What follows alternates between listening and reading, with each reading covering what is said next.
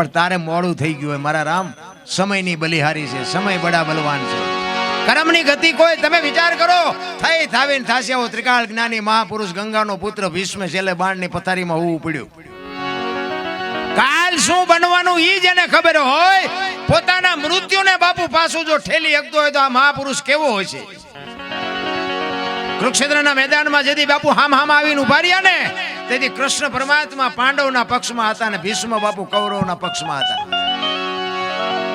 અને ભીષ્મ કૃષ્ણને કહે છે કે તું જે પક્ષમાં હોય પક્ષ હારે નહીં, પણ દુર્યોધનનું અનાજ મેં ખાધું છે એટલે મારે સેનાપતિ બન્યા વગર છૂટકો નથી. કૃષ્ણ કહે છે દાદા મારે કઈ હથિયાર ઉપાડવાના નથી, હું તો એક અર્જુનનો રથ લાવનાર સારથી છું. ત્યારે ભીષ્મ મનોમન કહે છે કે બીક તારી એકની જ લાગે છે, બાકી આ દુનિયામાં એવી કઈ તાકાત હતી કે ભીષ્મને હરાવી શકે. એવો ભીષ્મ એ કે તમે હથિયાર ન ઉપાડો એવું બને નહીં. ભીષ્મ કહે છે કૃષ્ણને, અને કૃષ્ણ બાપુ આમ પ્રતિજ્ઞા કરે છે ગમે એવું યુદ્ધ જામે ને તો હું તમારી સામે હથિયાર નહીં ઉપાડું, આ તમારી સામે પ્રતિજ્ઞા કરું.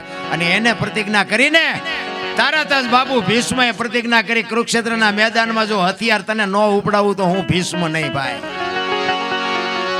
અખિલ બ્રહ્માંડના માલિકની પ્રતિજ્ઞા તોડાવતો હોય એ સિદ્ધ પુરુષ કેવો છે. એને જો બાપુ કરમ ન છોડવું હોય તો આપણે આંકડા તો કાઢો, આપણે કેટલાના બૂસ માર્યા છે, કેટલાનું ઊભું સાર્યું છે, નહીં ભોગવવું પડે. અરે કોઈ દી ન છોડે રામ. ચોથા દિવસનું યુદ્ધ, ચોથા દિવસ ઉગ્યો ને, 18 દિવસના યુદ્ધમાં ચોથો દિવસ ઉગ્યો ને, અને બાપુ ભીષ્મ એવો ક્રોધિત થઈ ગયો ભાઈ. અને એ કે કાલની તારીખમાં ન પાંડવી પૃથ્વી કરી નાખું, ધરતી ઉપર પાંડવ જેવું નામ ન રહેવા દઉં. અને બાપુ કૃષ્ણ પરમાત્માનું કાળજું થડાક ઉછડાક મીંડું થવા કે દાદો બોલ્યો છે. કાલનું પરિણામ શું આવે કાંઈ કહેવાય નહીં. દાદો એમ બોલ્યો છે કાલ પાંડવોને રહેવા ન દો. અને રાતે નીંદર નથી આવતી કૃષ્ણને. અને આવી રીતે પૂનમની રાત્રે ચંદ્રમા ઉપર છે, અંજવાળિયું છે, અને કુરુક્ષેત્રના મેદાનમાં કૃષ્ણ વાયા હાથ રાખી અને મેદાનમાં આટા મારે છે, વિચાર કરે છે કાલનો શું નિર્ણય લેવો. અને રાતે એમાં રખડે, એમાં એક બેન દેખાણી, એને સફેદ વસ્ત્ર પહેરી અને એક માં બેઠી છે. એટલે કૃષ્ણ વિચાર કરે કે અત્યારે આ રાતના ટાઈમે આ કોણ છે બૈરું. ત્યાં જઈને કીધું કોણ છો માં? અને આમ બાપુ એ જોગમાયા ઊભી થઈ હો. એ કે હું ગંગા છું, ભીષ્મની માં છું. હે કે ભીષ્મની માં છો કે અટાણે માં અહીંયા?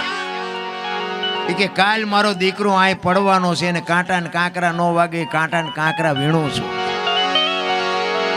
કૃષ્ણ પરમાત્મા ચકરી ખાઈ ગયો. ઓલો કહે છે કાલ પાંડવો નો રહેવા દઉં, જનેતા એમ કહે છે કે મારો દીકરો કાલ અહીં પડવાનો છે. આમાં સાચું શું? ભગવાનને ઘૂમરે નાખી દીધા. અને કૃષ્ણ આવ્યો સાવણીમાં, અર્જુનને પાટું મારીને જગાડ્યો કે એ ઓલાએ પ્રતિજ્ઞા લીધી છે કાલ પાંડવોને રહેવાનો દઉં, તમને હારો નીંદર આવે છે. અર્જુન આંખું સોળતો કે તું જાગસ પછી અમારે શું જાગીને કામ છે. એટલે લગામ તો બાપુ છે ને હોંપી દેવાય. હું તો એમ કઉ છું લગામ હાથમાં રાખીને મોટો મેં આંક્યો એવો પાવર ન કરો. હારો માણા હોય ને હોંપી દેવાય. અને કૃષ્ણ વિચાર કરે છે, અર્જુનને કહે છે કે કાલ તારે આગેવાની શિખંડીની લેવાની છે. કાલ તું રથમાં આગળ શિખંડીને રાખજે. કારણ કે બાપુ કૃષ્ણએ કપટ તો કર્યું જ છે. એટલે અર્જુન એમ કે છે અમે હું બંગડીયું પહેરી છે શિખંડ. ઈ કે હું કહું એમ કરીને ભાઈ એમાં તમારા ડાળિયા નહીં આવે. અહીંયા હું કહું એમ કર નકર કાલ ભીષ્મ છે ને મેદાનમાં દડે રમે એવું કરી નાખશે, કાંઈ નહીં રહેવા દે. તું શું માનસ ભીષ્મને? તું શું માનસ? અને આ બાપુ આમ ફોરજ નારાયણ કોર કાઢે, આમ હામાં રથ આવીને ઉભા રહ્યા.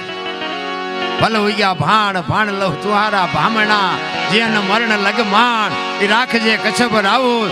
ઉગ્યો તું હરુવડ જળાળ બન્યો કિરણો પાથરવા. આમ હામાં રથ આવીને ઉભા રહ્યા.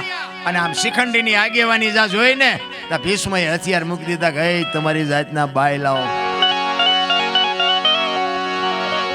મને તમે છેતરો નગર. તમારી એવી કોઈ તાકાત નથી કે તમે ભીષ્મને હરાવી શકો. અને પછી કૃષ્ણ અર્જુન ને કહે છે કે હવે માર બાણ. ઈ કે પણ હવે આમને ઈ કે માર, હું જે તને કહું એ કઈ નગર કઈ નહીં રે આયા, મારું નહીં કામમાં આવે. અને ભીષ્મ ને બાપુ રૂએ રૂએ બાણ માર્યા અને ભીષ્મ પડ્યા ને પછી ઈ જ વખતે બાપુ માં ગંગા પ્રગટ થયો હો ન્યા. સગેલ ત્રાંબા જેવી આંખો થઈને આમ કૃષ્ણ પરમાત્માની સામે જોયું કે મધુસૂદન મારા દીકરાને દગો કરાઈને મર્યો ને, પણ એ શિખંડીને ત્યાં રખવ્યો તો ને આગળ. કૃષ્ણને કહે છે ગંગા, એ શિખંડીને આગળ રાખ્યો ને કદાચ શિખંડીની જગ્યાએ જો તું ઊભો હોત ને તો તને ખબર પડત કે ગંગાના ધાવણમાં કેટલી તાકાત છે, કેવી જનેતા હશે. મારા બાપ ધરાવીને ધાનનો નીપજે ને કોડવીને માડું ન હોય, જેળ જકરા નીપજે જેની જનેતા હોથલ હોય. હારી માં વગર બાપુ હારા દીકરા કોઈ દી જિંદગીમાં ન થાય.